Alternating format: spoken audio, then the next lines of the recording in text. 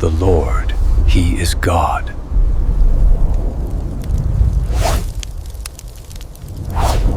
Have you ever woken up feeling like the weight of the world was pressing on your chest, like the day ahead was too much to handle, like the battle you've been fighting for so long has drained you to the point you have nothing left to give? If you have, you're not alone. And if I told you that a man who lived thousands of years ago, a prophet named Elijah, once stood in that very same place, would you believe me? He knew the crushing silence of unanswered prayers. He knew the fear of standing alone when no one else believed. He knew what it was like to look at the sky and wonder if God still heard him.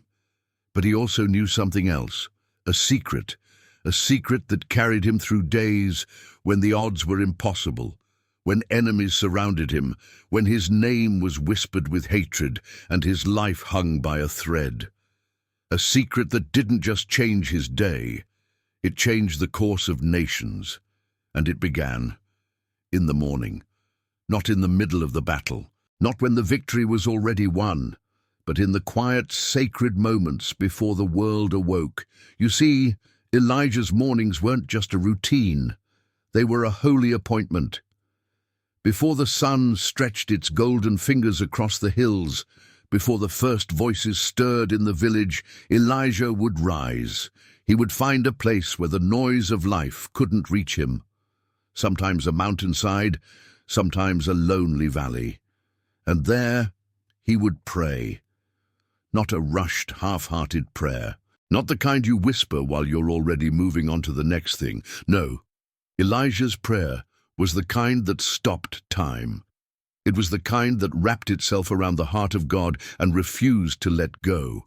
He prayed with every ounce of his soul. He poured out his fears, his doubts, his hopes, his dreams, and in those moments the fire of heaven didn't just fall on the altar, it fell in his spirit.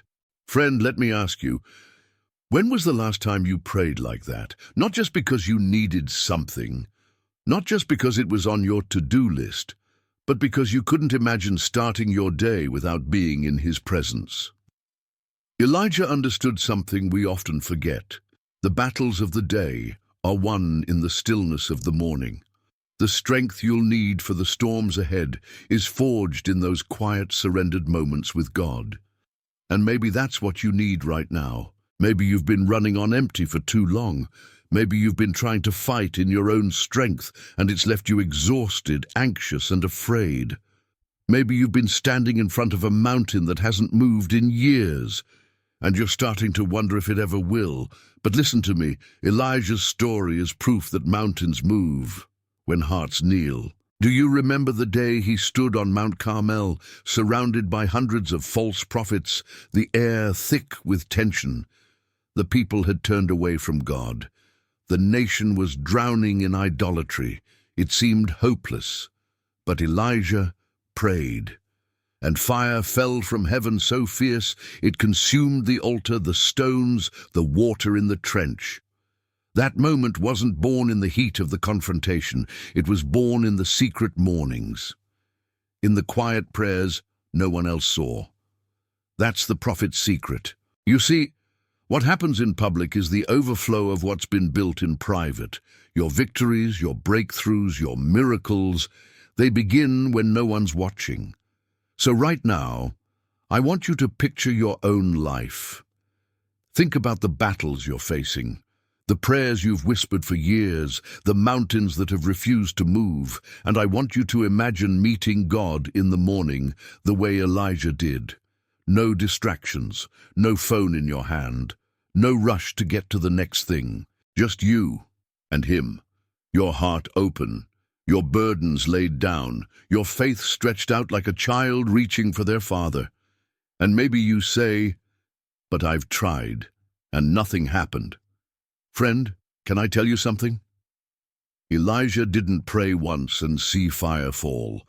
He prayed through droughts, through threats, through silence. He prayed when his soul was weary.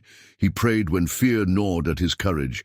He prayed when every logical reason told him to give up. And still, he prayed. Because he knew the one he was speaking to wasn't deaf to his cries. He knew the God who shaped the mountains could also move them. And he knew that every morning spent in prayer was a step closer to the day the answer would come. Maybe that's where you are today, and maybe this is the moment you decide you're not going to let go until you've seen God move. So I'm asking you, will you rise early tomorrow? Will you claim the quiet as holy ground? Will you meet the God of Elijah in the stillness of the dawn before the world comes rushing in? Because I promise you, the mountains in your life are listening, and more importantly, the one who made them is listening too.